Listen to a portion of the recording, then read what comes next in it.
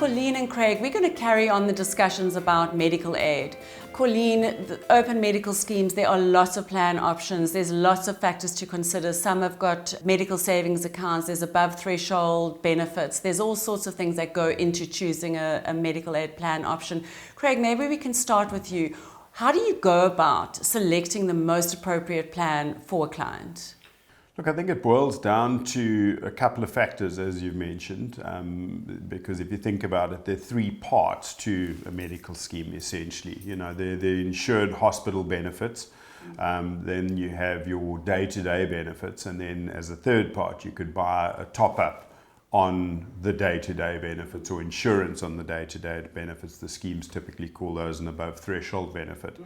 And that would be determined by what your current state of health is, what plans or plan procedures there are, and all of that is reviewable on an annual basis. So the important thing about medical aid, it's not a lifelong decision, the plan type that you choose. It's a decision that you can make with effect, a new decision for each calendar year. So that means that the onus on getting the right decision for that year, or the risks of getting the wrong decision for that particular year, are at least limited. They're not, of a long-term nature. In terms of network options, most open medical schemes offer a network option, which is a more affordable option.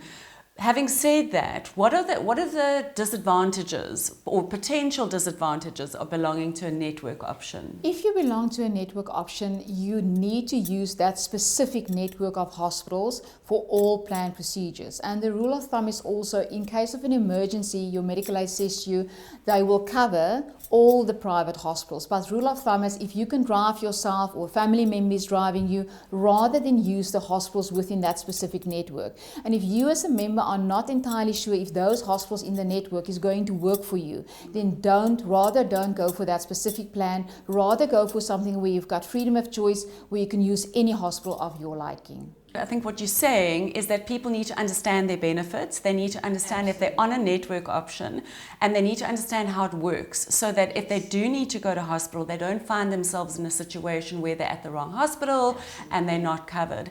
And I think, this is where somebody like a healthcare advisor is going to be able to add value in a member's life. Absolutely. So, especially when you need an operation, you need to use the correct specialists that operate in that specific hospital, because specialists have a contract with a specific hospital and a specific theatre. They cannot go and operate in any hospital of their liking. So you need to make sure before you actually go to hospital, that there will be a co-payment applicable, and that co-payment will be most of the time for your own pocket. And in some instances, you are not allowed to claim that back from your gap cover either, because you haven't used that specific designated provider that you choose to on your specific plan. As a healthcare advisor, if a client needs to be admitted to hospital, we're not talking an emergency, we're talking a planned procedure, what would you do as the advisor on record? What would you do for that client? What would you encourage your client to? Do they phone you? Do they email you? How does it work? So when we've got clients and they need to go to hospital, they know as a rule, they need to let us know, they need to inform us with all the details, and then we will send them a nice breakdown and say to them, listen, you've used the hospital that's not within your specific network, there's going to be a co-payment, you need to pay this from your own pocket, or this is a list of hospitals that you can use. Is there a possibility that you can maybe select one of these hospitals, that maybe your specialist can operate in these hospitals and you can use one of these hospitals, or you would need to select a different specialist to prevent that you pay this co-payment out of your own pocket. It's such a valuable role that an advisor can play in a member's life, especially when it comes to containing costs. A lot of people, if they don't understand how their medical aid works, they can end up in hospital and then obviously afterwards faced with bills that they weren't aware were coming.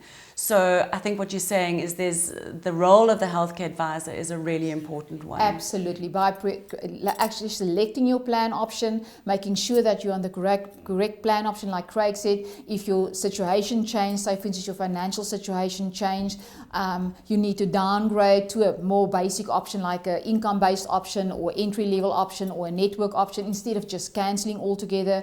Maybe your situation changed in the sense that you are developed with a chronic condition and you don't know where to and what to, so your Dealing with a specific advisor is crucial in helping you on your health road forward.